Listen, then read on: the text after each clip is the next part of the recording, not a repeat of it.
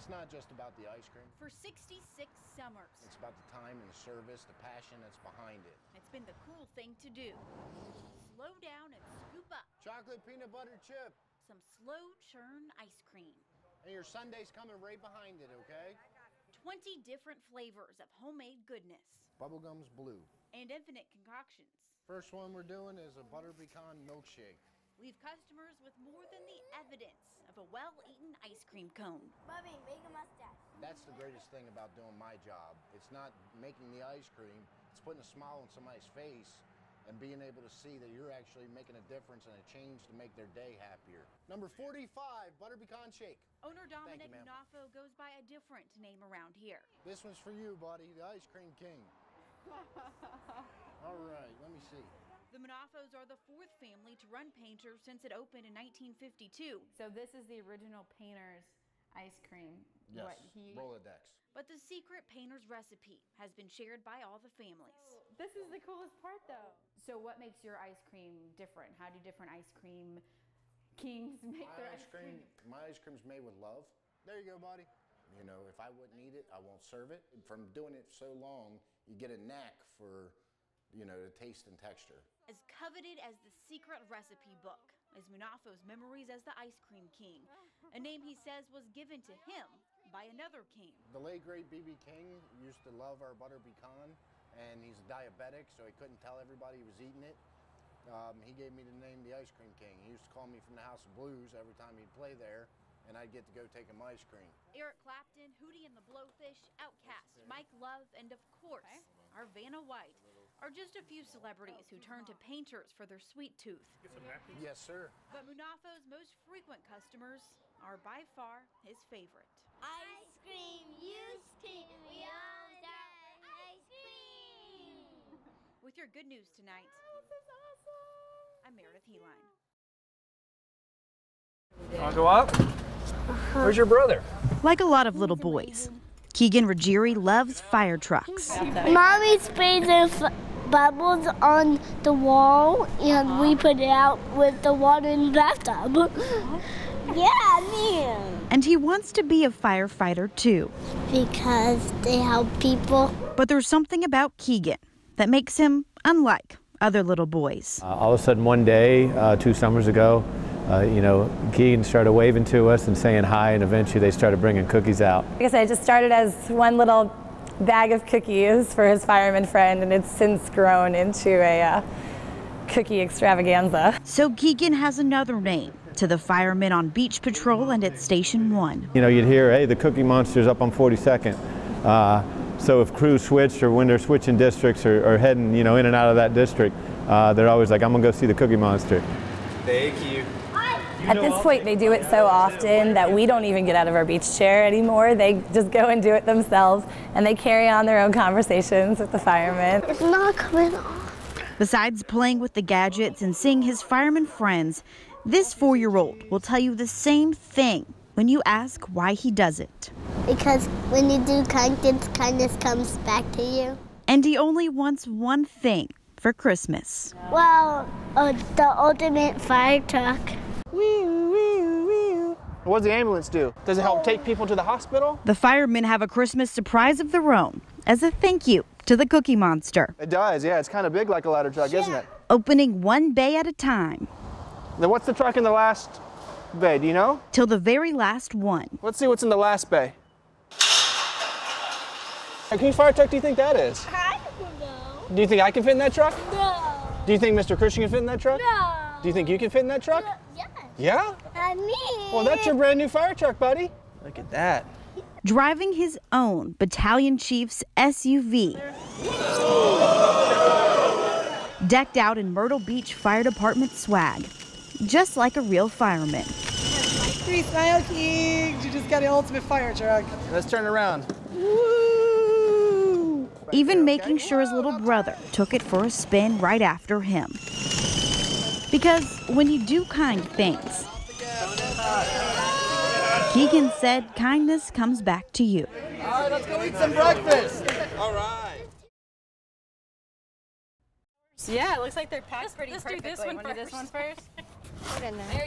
There we go. If he realized the smiles that he puts on all these kids' faces, Probably gonna put it right here. it would surprise him. I really believe that. All right, we got 2 more big boxes. Because he just does it out of the goodness of his heart. How long did it take you to pack these? A couple of hours. Like a puzzle.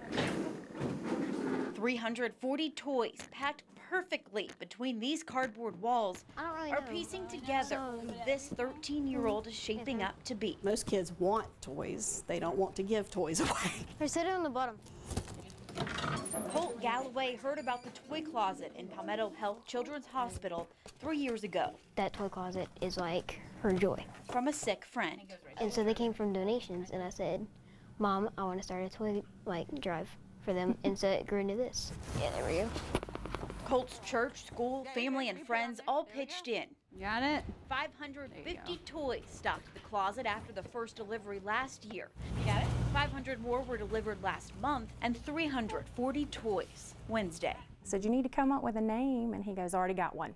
And he said Colt's Closet, and I thought that was just perfect. Hey, Colt. How are you? It's good to see you. But Good to Colt's see you. closet didn't start with Colt filling the closet. How are you? Oh, I'm good. How are you? Oh, I'm good. It started with him being a kid who takes a toy out. There you go, my dear. Okay. I'm going to have everybody come in and see you. Colt has hemophilia. You want to push a button? Green one. He's been coming here once a year since he was 10 for treatment, where he met his sick friend. When I was done with my treatment, she said, are you all done? And I said, yep. And she said, am I going to see you tomorrow? And so that really stuck to me because she has to come here a lot more than I do. We're actually going this way. And where he met his favorite nurse. And I took him to the prize box, and he saw all the prizes. That first visit. And he was like, this is really cool. And the next thing I know, I get a phone call that he's wanting to start collecting prizes for the prize box. 1,390 toys later. It makes me proud just because he's my patient and he's doing this for the clinic. Colt's Closet is giving hundreds of sick kids a smile. And thanks to his treatment. What positions are you? Pretty much all of them. I play quarterback, wide receiver, and running back most of the time. I'm going to miss you. He's living a life he didn't think was possible. The wheels on the track. The chug of the engine. And whip of the caboose. Sounds we all know that take us back to our days on the Childhood Express. It looks good with the evergreen. But here, we can all get back on board. Someone will stay here for half hour and watch me, if not more. This is Michael and Lori Koshanik's rail line, built by hand. My wife did one stone at a time and glued them. It took a long time. It was fun. And the rail line around the fishing village at the KOA campground isn't even close to complete. It was just a lot of work, but a lot of fun. A lot of work, but a lot more to do. Piece by piece. It doesn't have to be perfect because it's not meant to be perfect. The rail line project isn't fueled just by the kids, but by each other. Well, 42 years already. 42 years. We've been together since we were just about kindergarten. We lived in the same neighborhood. Yeah. And we were dating when we were about 14. 14. So, and we've been together ever since. A KOA campground must-see. When we moved up here, I put it all around my house, and it was going underneath my house. They moved it from their house to the pool after Hurricane Matthew, and now the line just keeps getting bigger and better. Yeah, I just did one dock I did at the beginning of the year, and the other one I just finished a couple weeks ago. I built it right here. Everything here, we made it. My wife did a lot of the painting. I built them, the electric, everything lights up at night, and it's really nighttime, it's really pretty. Like any good partnership. You're one, you know? Yeah, you become one. You become one. You really Michael and do. Lori are on board together, while Michael hammers away. You gotta have the small stuff. Lori perfects the details, and the engine whistles through the smoke. The love train plays on for all to hear. No matter the election, who's running, or for which party, there's one man you can always find at the polls on Election Day, encouraging you to vote for whoever you want. It's a family tradition unlike many others, and one everyone can appreciate, especially today. From the Mary C. Caney Recreation Center in Myrtle Beach, here's your good news. Good morning. How's everybody this morning? It seems like no coincidence. Thank you for coming out to vote this morning. Thank you. The Ballin family name is just 2 letters off from ballot. Just give us a minute. We got machines rolling. You could say voting is in their blood. Coming in. Long ago, my mom used to be the clerk at this precinct. So I started off helping her, and I just never left. Everything you need to touch will be on the screen. Jared Ballin saw the power of the ballot at an early age. All right, there's your ID. And he passed it on. And you give the chip to the gentleman or the lady, and they'll get the machine ready for you. Thank you. I started bringing my children over here to work the polls with me ever since they were like maybe 6 or 7 years old. Very proud. Very proud. I couldn't be any prouder than any guy. He is the best.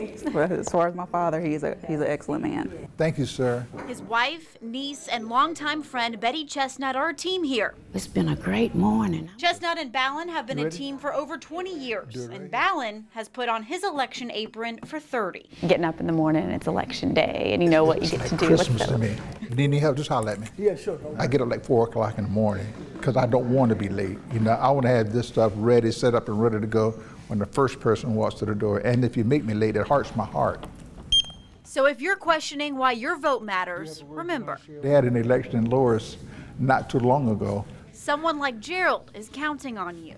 And the winner won by one, O-N-E, one vote, one. And if you don't fill out your ballot, We're already over 100. the Ballins only ask you follow their rule. If you don't vote, you can't complain. God bless you. See you next time.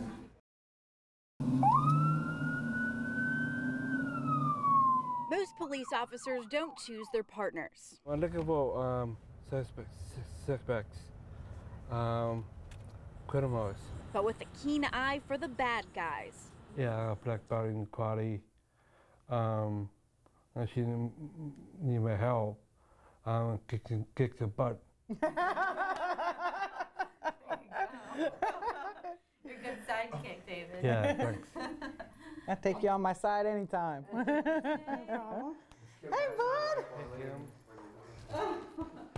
Officer Kim Decker choosing David LaPerry as her partner was a no-brainer. Y'all set in? Yeah. Watch your foot. You ready? Yeah.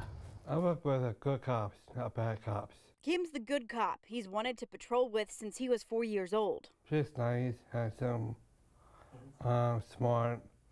She knows everything. They make quite the team. Yeah.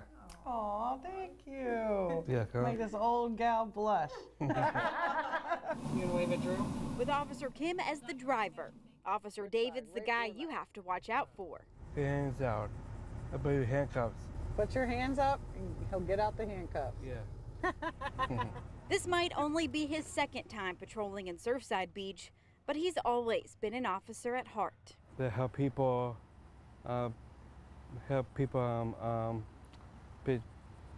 protect them. You're shy? You're being shy? Aw. It's all about service for Officer David. His parents say he walked behind them as a child to protect them.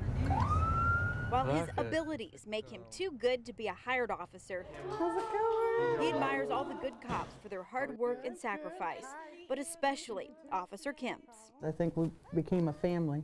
Yeah. What do you think? You are family. We are family.